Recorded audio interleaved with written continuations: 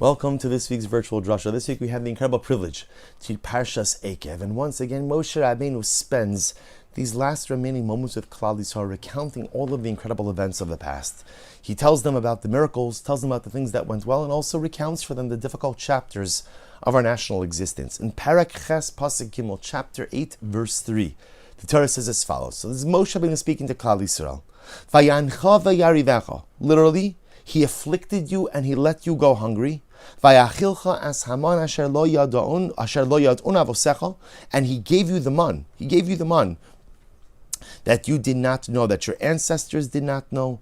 Leman hodiacha kilo alalechem levado yichya adam. In order to teach you that man does not live by bread alone. Ki al motza pi Hashem yichye ha'adam. But rather, again, whatever comes forth from the mouth of HaKadosh Baruch Hu, does man live? And the Mefarshim are all bothered by a simple and basic question. When Moshe Rabbeinu describes the process of the man, he describes it as vayancha vayarivecha. He afflicted you, he let you go hungry, and he gave you man. And if you look, this type of verbiage applies twice in the parasha. Moshe Rabbeinu describes the experience of the man as an afflictive experience, a difficult experience. And the truth is, at first glance, it defies comprehension. Man was an incredible miracle from HaKadosh Baruch Hu. Can you imagine each and every day your daily bread comes down from the Ribono Shel Olam? It gets delivered to your doorstep. There's exactly what you need. No one goes hungry. Can you imagine a world, or at least imagine a Klal Yisrael, where no one's going hungry? We can't say that. There are Jews who are suffering from starvation today. There are Jews who don't have what they need. Well, during our 40 years in the desert, HaKadosh Baruch Hu provided every single man, woman, and children with exactly what they needed. Why does Moshe Rabbeinu refer to the man as an afflictive experience? And the Mefarshim give many different interpretations. The Das Kinim Ba'atosas, the Tosafos in their commentary on the Torah explain that it was an interesting thing about man is that you only got what you needed for the day. In other words, what's the hallmark of every Jewish home? Or at least, again, I shouldn't say every, because there are those who can't afford. But what's the hallmark of a good Jewish home? Is, you go into the house, you open up the cabinets, they're fully stocked. You open up a refrigerator, fully stocked. Sometimes, again, it's not uncommon to have a second refrigerator, a second freezer, fully stocked. A Jewish family goes on a car trip, Baruch Hashem, it could just be a couple of hours. There is enough food. There's enough food, usually packed in the car for a small country. Food gives a person security. The knowledge that I have food in the cupboard, the knowledge that I have dry goods, the knowledge that I have a second freezer, deep down the psychology of that is, it gives me security. Food is sustenance. Sustenance is life. So the Das HaKinim makes an amazing observation. As great as the man was, so you can imagine, you get the man in the morning, you eat it up, right, you finished, you're done. What do you have left in the house? There's nothing. Das HaKinim writes, Shelo nasan lo lecha mazon ela dvar yom biyomo v'zeu re'avon. What was the hunger? What was the affliction? There was only enough for each day, one day at a time. She'ena dome mishi yesh lo pas b'salo l'mi she'en lo. You can't compare someone who has bread in his basket to someone who doesn't have bread in his basket. It's an expression, a pas b'salo. So Das HaKinim says it's very simple. It's not the man was delicious, man was wonderful, it was fantastic, but you only got enough for one day at a time. And the truth is, that was difficult to live with. It was difficult to lack that sense of food security. It was difficult to live literally day to day, waiting for HaKadosh Baruch Hu to give you your bread. And the Mefarshim give many different interpretations, but I want to share with you something amazing that the Lubavitcher Rebbe does. The Rebbe explains in Likutei Sichos something fascinating. Quotes the Gemara Maseches Yuma, and the Gemara says, what was unique about the man? The man tasted like whatever you wanted it to taste like, which is incredible, right? Whatever you decide. Today you decided you wanted steak, the man was going to taste like steak. Tomorrow you decided you wanted, fish, it would taste like fish. Whatever you wanted it to taste like, that was the miracle. The Gemara Maseches Yuma writes, Motzin bo kamatamim. Whatever you wanted it to taste like, it could taste like. And the Lubavitcher Rebbe says something absolutely amazing. The Rebbe explains, Heim rotzu le'echol lechem ragil. Klal Yisrael, our ancestors, what did they want? They wanted regular bread. Shetoamim es masheroim. That you taste what you see. See, when you get a loaf of bread, so you pretty much, you know what it's going to taste like. Okay, there could be different variations of flavor, but pretty much you know what you get. Says Lubavitcher Rebbe, do you know what Klal Yisrael didn't like about the man? That they just wanted to see what they were going to eat, to know what it was going to taste like, and to move forward. And I think what the Rebbe is teaching us is something amazing. Do you know what the man required more than anything? The man required imagination. See, when you held that man in your hand, you had to decide what it was going to taste like. And you had to imagine. So you want it to taste like steak? Okay, now I have to imagine. I have to conjure up the taste of steak, right? I have to conjure up in my mind, my imagination, steak, fish, whatever you want. Imagination was the key to activating the man. Without imagination, you just had a white clump of stuff. And perhaps what the Rebbe is saying is that at the end of the day, you know why Klal Yisrael didn't like the man? Do you know why the man was an afflictive experience? Because at the end of the day, it required imagination.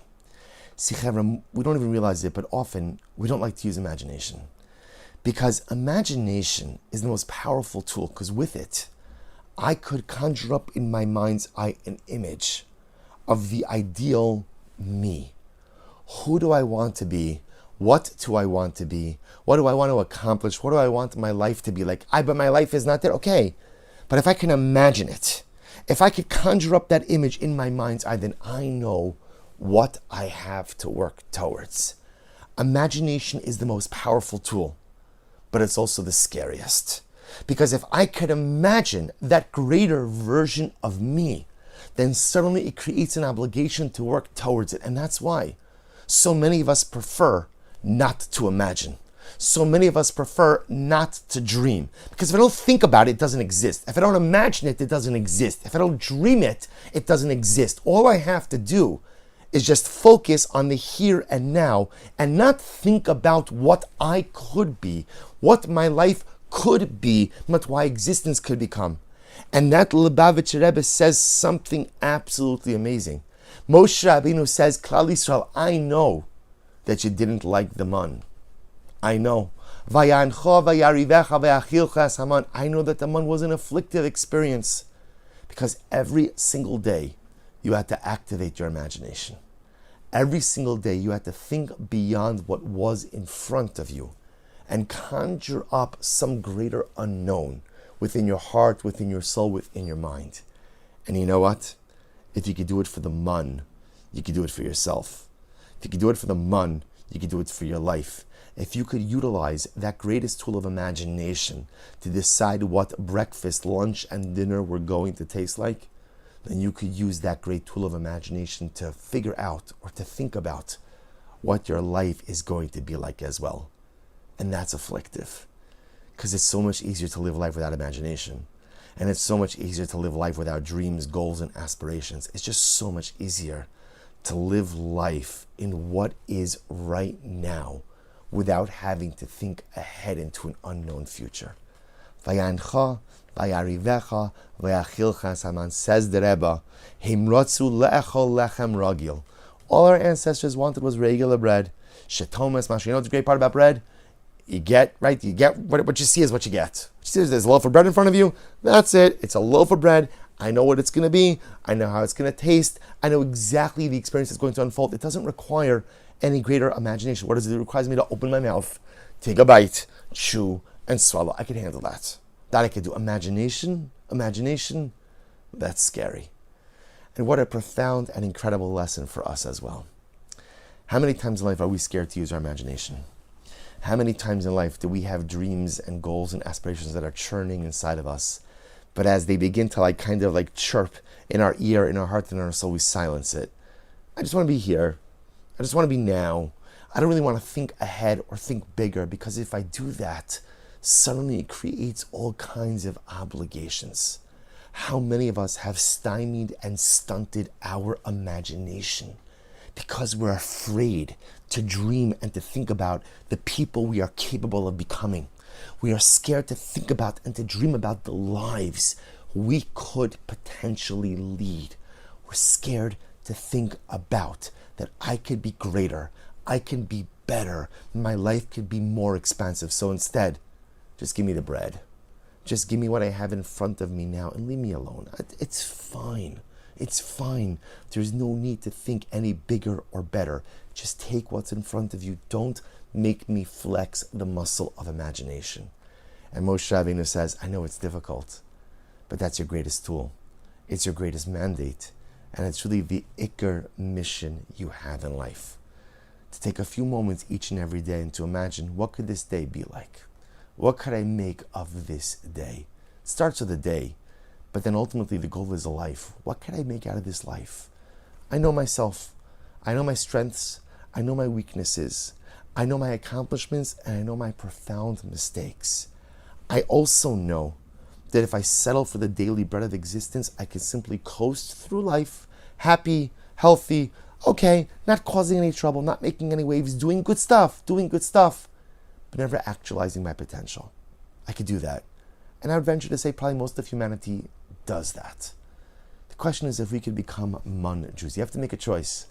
You want to be a bread Jew, of someone who just take the present, take what is, just go with it. Or do you want to be a Mun Jew? And a Mun Jew has imagination.